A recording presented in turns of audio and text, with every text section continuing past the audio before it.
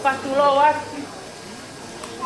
kay tuku mai ki pamit ko ni ke Faiaho ha pangpa ko hia ko Keke o Sesimani Ahio la mo fa mole pe he ku to tu mai ko hia hata haya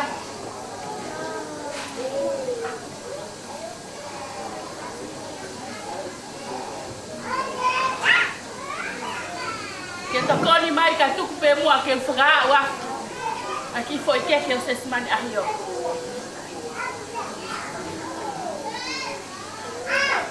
agora que Sesimani que ele vem cá hoje espera por ano no Keke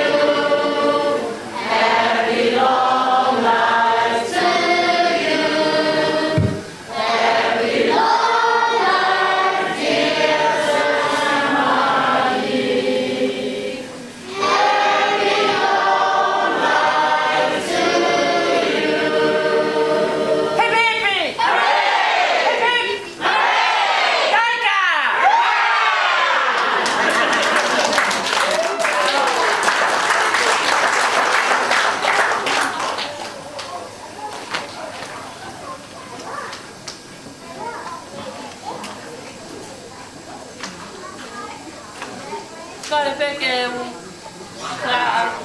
hoko ate toi nai katolia foi Keke toi tumuaki o Keke o Sesimani Ahio o kuhikia ya Sesimani Mateo kono mehitanga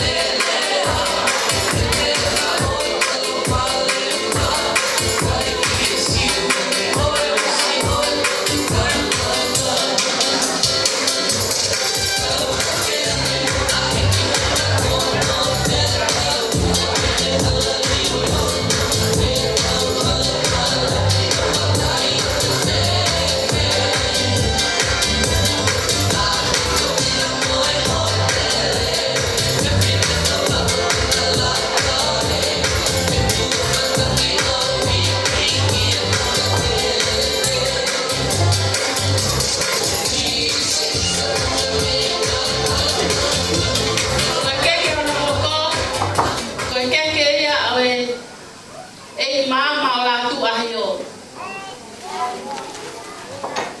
O pau kai ke hen hataha o ko fuaki ia ki atasi Ahio. Watu kusila.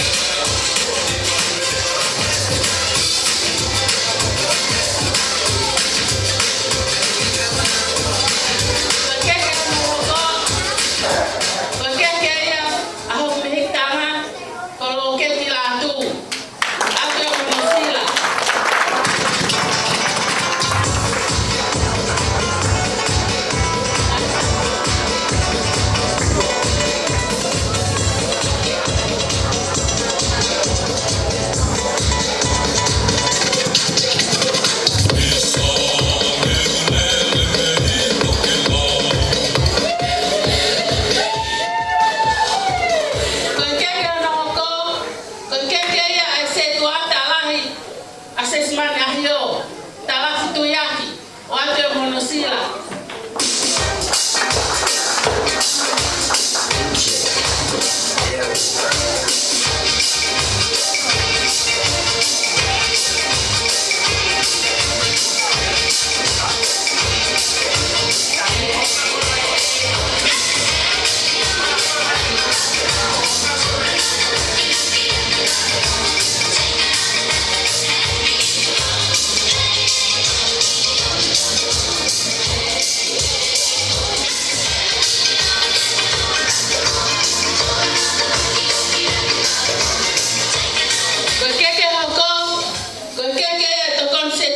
Sesimani Ahio, oleh misi Ouau, watu ya monosila.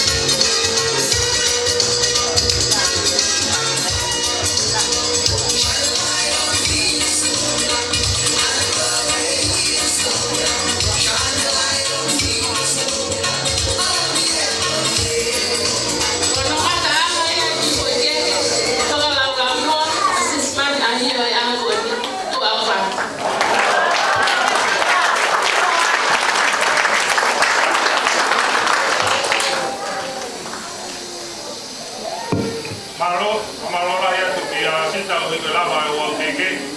Mai mari e ni ko kore ke tarai se tua tala i toia a Sesimani Ahio.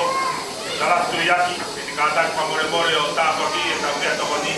Atau koko atu ai pe niai. Maho.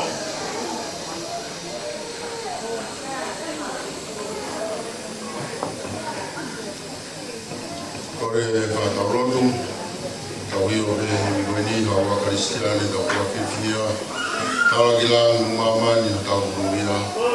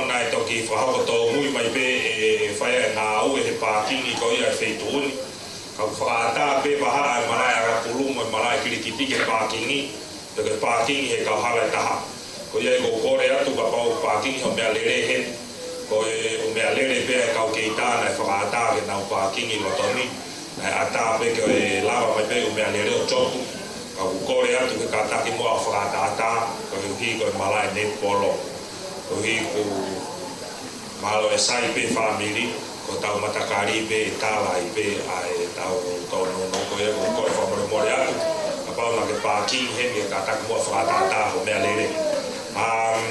So kari toi whaloloa, kore pege ka hiri peeni ke DJ ka taku mua tāma pefa ki whasi pa kore pege tau ngā wea peho hoko koe ni te toki ui atu peho te pire ka ke ka taki o mea